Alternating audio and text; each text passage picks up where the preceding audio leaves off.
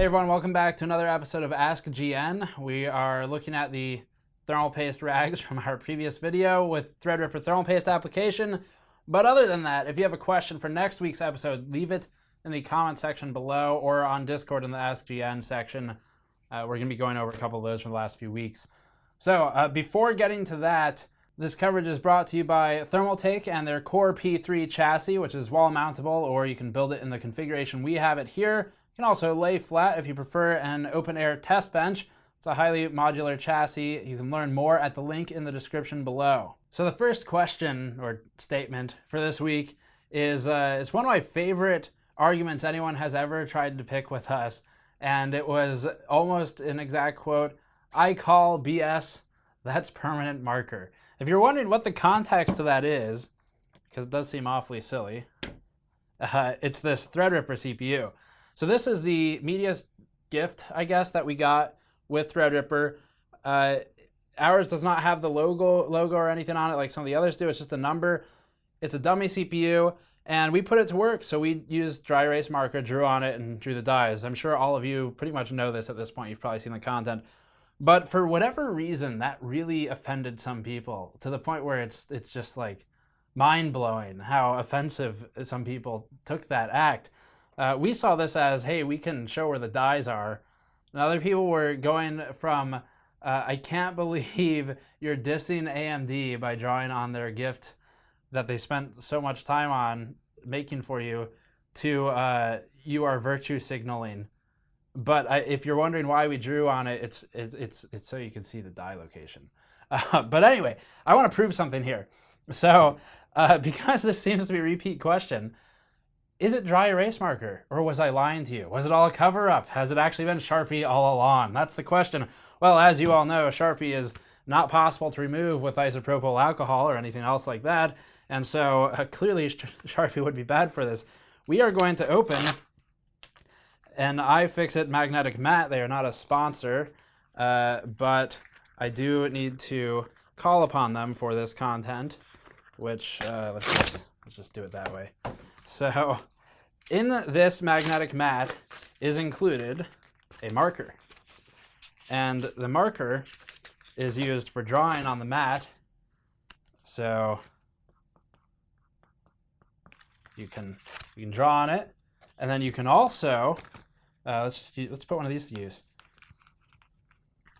So it's almost like magic, and they're selling this for just $20. Would you believe that? You can erase it. So that's where the marker comes from. Now, what about our drawings on the CPU? What do we do about this when we're done with the drawings? Can we ever restore it to its pristine condition? That's the question. Okay, so here's the CPU with the alleged dry erase marker, although we're now going to prove if it was or not permanent marker. So let's oh, would you look at that? The line is gone.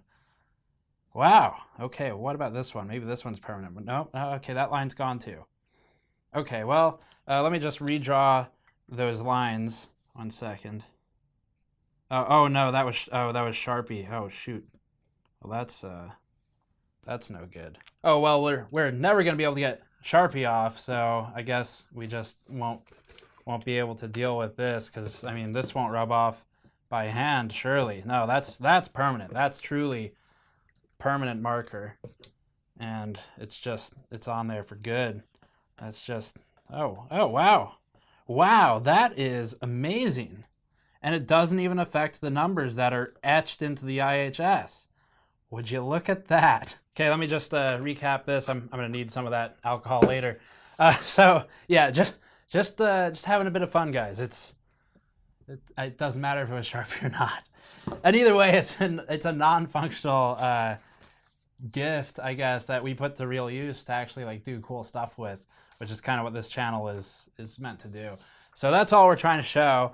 Let's get to the actual questions. So first one is from Discord.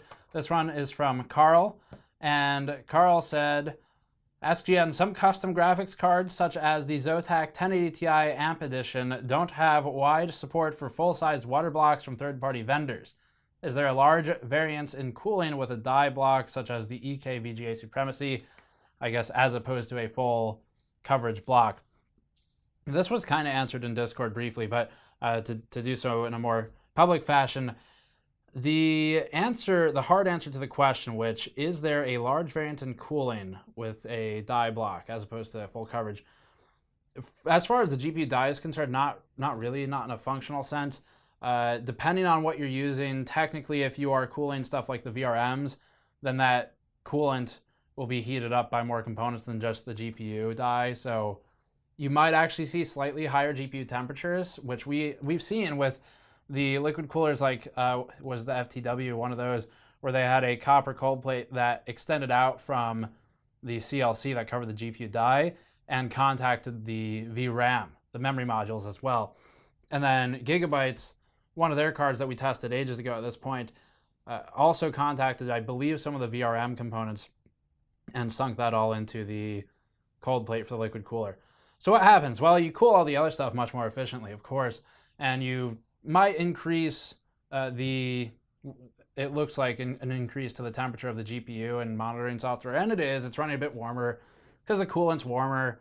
As you reach steady state, you're cooling more components, your liquid temperature will be higher than if you're just cooling one component, and so you kind of lose some potential there. But we're talking an order of a couple of degrees normally, and you exchange that for significantly cooler other component temperatures, so it's really not a bad trade. But as far as the actual GPU, I wouldn't worry about it at all. Like, if you're mounting a CLC to the thing versus a full coverage block, either way, the GPU temperature is going to be way down versus air, and temperature and noise will be fine.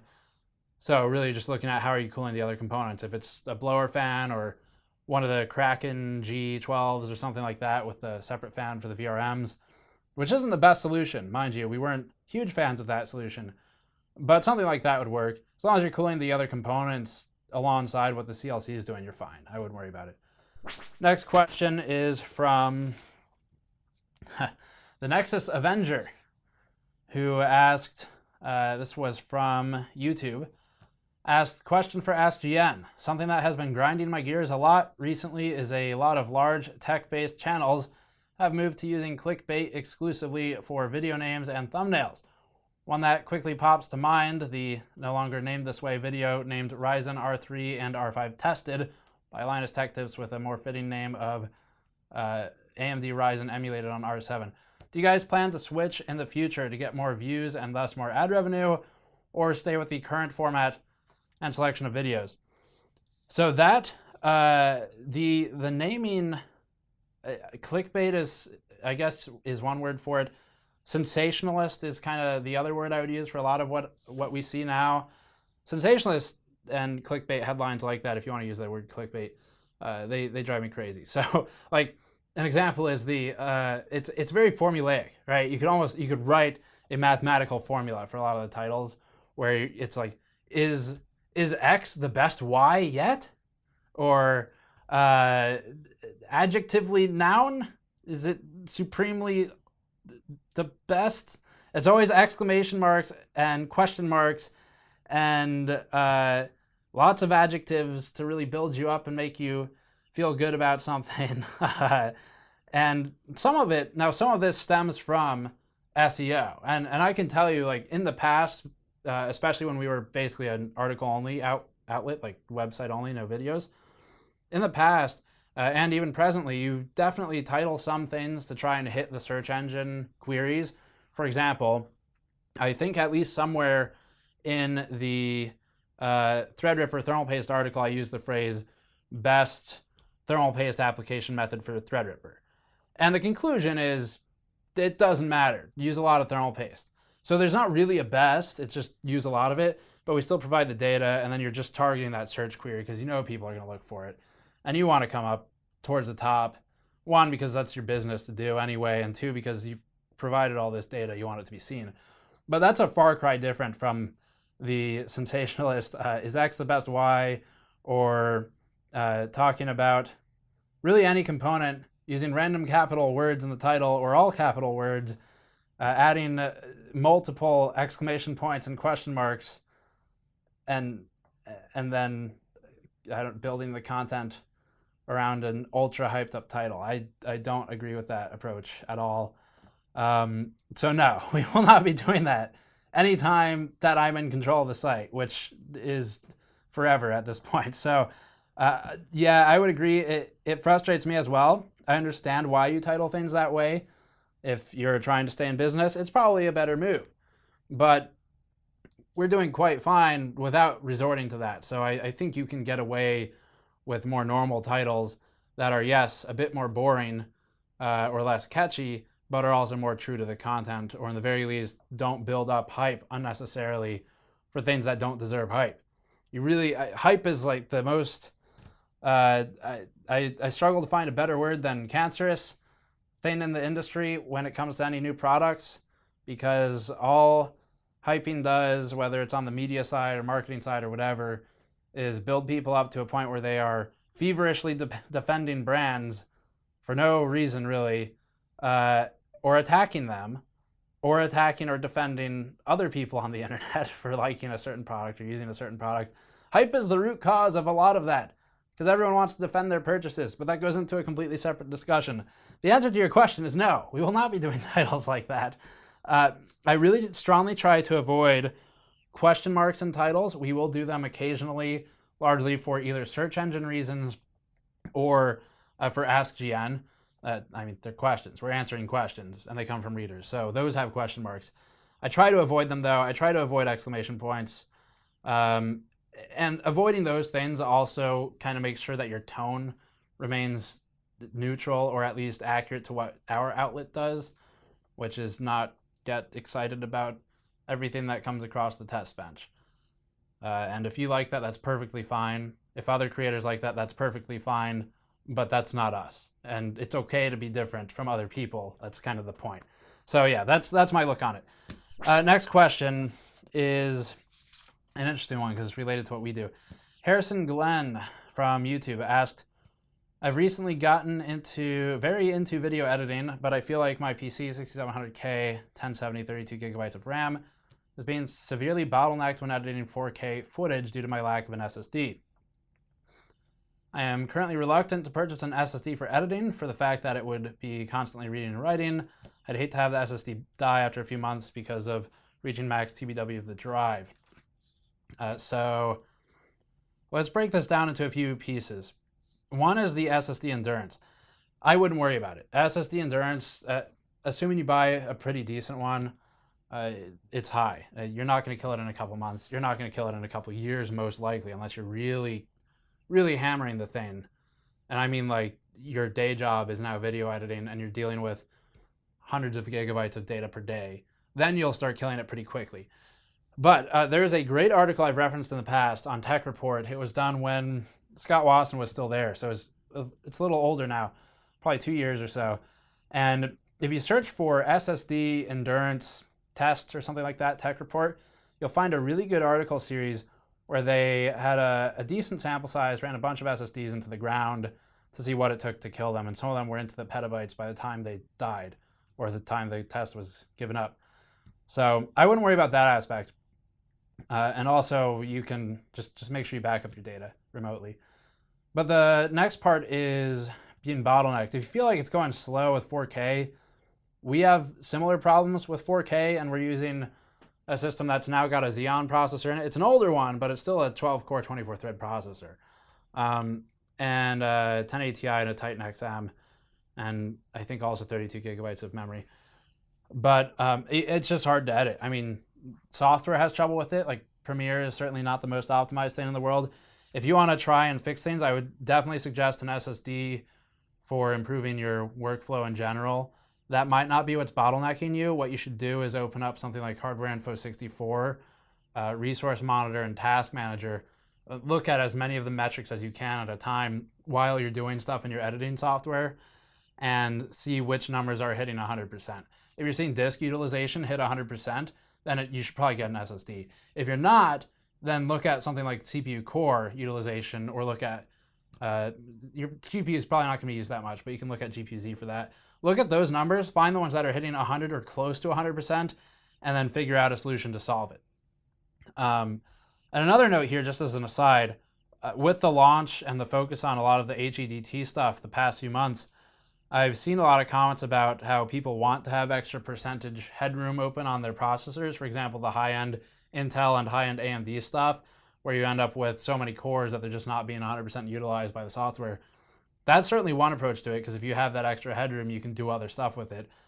My philosophy on that for our production setup is I want everything to be 100% engaged, especially on the CPU, because if it's not doing anything for you. And we only do one thing at a time on our production system, which is probably rendering. So keep an eye out for that. But obviously, once you start hitting 100%, that's probably your limiter anyway. So that would be the first thing to look into upgrading. And you can simulate some of that by doing things like overclocking. I can't recommend enough Puget Systems. They do a ton of editing, video editing tests.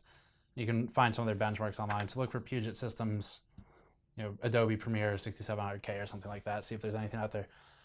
Next one, Anona Mouse from YouTube also says, why oh why did AMD decide to use a 20-degree offset on the 1700X and 1800X CPUs? They could have just asked people to set an aggressive fan curve instead. I see the confusion still lingers all these months later. Yeah, it definitely does. So T-Control, we still email them whenever there's a new processor coming out, like the R3 series, or when we were at the event for Threadripper, you got to engage in conversation and ask, like, okay, does this have T-Control? Yes or no, why or why not? So I have some answers to that. Let me see what I can do for you here, looking at my notes from the Threadripper event. First of all, T-Control, I'm going to speak to Threadripper right now. It applies to a lot of Ryzen, but with Threadripper, and we've already reported this, it's 36 sensors that report T-Control to the software, and then that's aggregated. So it's an aggregate of 36 sensors on Threadripper, and then you get the number out, and that's T-Control. With Threadripper, it's 27C. That's already known, not just because of us, but because Linus and other folks have published their T-Control versus their T-Die numbers. And T-Die is Hardware Info 64's reading with T-Control factored out. That's the number that you want to look at to be the least confused. T-Control is the one with plus 27C on Threadripper, plus 20C on Ryzen, select Ryzen CPUs. But you'll notice it's not on all Ryzen CPUs. So when we were at the event, I said, why is T-Control on there? And their answer was server architecture assumes different items or parameters for ambient temperature and for fan profile, which is where the part of your question comes from about setting fan profile correctly based on T-Control. And they also said offsetting for the server arc baseline makes sure everything works right. So the fan profile is correct for consumer and for enterprise parts. Now the question after that, the follow-up that I had was, okay, so on Ryzen, the 1700 did not have T-Control, didn't have an offset. So what's your threshold? When do you guys decide we're not going to implement this? And their answer was, for Ryzen, it was 65 watts versus 95 watt TDP was the threshold where T-Control is on or off. So that was their answer.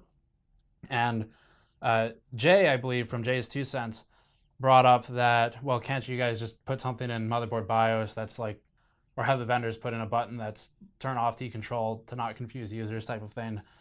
And they expressed interest in it. So to answer your question, I don't know why it needs to be in Ryzen. It doesn't need to be there. Like, you could just set a better fan curve or work with motherboard vendors to include some option or whatever. But the answer to why it exists at all is because of the server architecture stuff, I suppose, from what they told us. So I don't know that it fully answers your question. Hopefully it at least gets you some information straight from AMD, because that's what they've told us. So anyway, next question, Otterwise. Steve, this is from Discord. Have you guys ever tried any of the low-end exotic coolers like this one? And he links to the Phononic cooler. I'd love to see how they stand up against AIOs, as some customer reviews say it beats or rivals them, and the fins stay cool to the touch.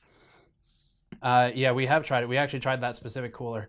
Didn't publish a review on it because we had some weird issues at the time with it. That cooler suffers from a few weird problems. So it's a really interesting idea. It's a thermoelectric cooler, they call it, and basically uses like a Peltier system so that you have an accept and a reject cold plate, they're called. So there's one plate that is contacting the IHS directly as normally, and that plate, which would sit right here, is cooled, like actively cooled, and that's why you have the PCIe cable going into that cooler specifically. and then the other plate is the one that heats up. So we tested this. It does work. I mean, you could actually, it's pretty cool actually. You can turn on the Phononic cooler or any other thermoelectric cooler that does that and physically touch the cold plate, and it will be cold to the touch. You can get it below ambient if you wanted to. So it's really interesting in that regard. They had stuff in place to make sure there was no condensation concern, because if you get below ambient, you start having that concern. But when we tested it, ultimately, because it is a small form factor cooler, it doesn't work well on the X class. Like at the time we were testing X99, didn't work well on that. It competed okay in the mini ITX class, where you have a really limited space and a 92 millimeter cooler is the best you can fit. Certainly competed better than in the bigger class coolers. So you're competing against small stuff at that point, like the Silverstone, smaller form factor stuff, Argon, AR01, something like that. But ultimately it's just way too expensive to be worth it for the cooling that you get, except for in really specific use cases like small form factor builds where it performs well. But yeah, we've tried it. It's an interesting idea. I think it needs to be scaled up a bit to really be interesting for us, for the testing we do, which is more enthusiast focused. Next question is Contractor 316, who said, as an Ivy Bridge, I believe this is from Discord, as an Ivy Bridge owner, I've always wondered why the 3570K and 3770K are rarely featured in Gamers Nexus benchmarks. Is it because previous testing has shown no significant difference from Sandy Bridge, or is it a question of resource constraints, time, labor, available motherboards, etc.? First of all, thank you for recognizing that something isn't necessarily on the charts for reasons other than we hate the product and anyone who bought it, because that seems to be what people think when something's not on the charts. So we do have a lot of data on the 3570K. We've published it. Stuff gets pulled from the charts for each benchmark depending on what we're showing, because you can't fit it all. Like maybe we can pop one on the screen or something with just like everything on it, just to show you how extreme it is and illegible it is. So we cull that data. I try to stick to around 28 items max for the CPU charts, and the 3570 often gets the cut because we've got the 2500K that stays on there because so many people have it. And then we have everything like the 4000 series and up, and the 3570K, it's easy to say that it's in between them and just extrapolate the performance. We do have charts with it though. I think check the 2500K revisit. There's probably some in there, and maybe in the Halem revisit as well. The 3770 we just don't have though. That's why that's not in there. Next, or last question, Rarson from Discord. Rarson said, Steve, why are there so many damn pretzels in Chex Mix? I always end up with a bag of nothing but pretzels.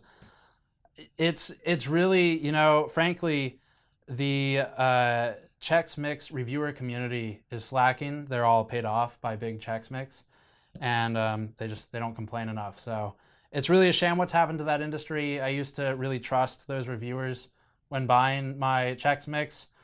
But I think you're just going to have to write in to the FDA and complain. That's the only reasonable response at this point. So thank you all for watching. As always, patreon.com/GamersNexus. To help us out directly, you can go to gamersnexus.squarespace.com to pick up a shirt like this one. This is the Graph logo shirt. We also have the anniversary edition shirt. So this one's still cool though. You should look into it. Subscribe for more. I'll see you all next time.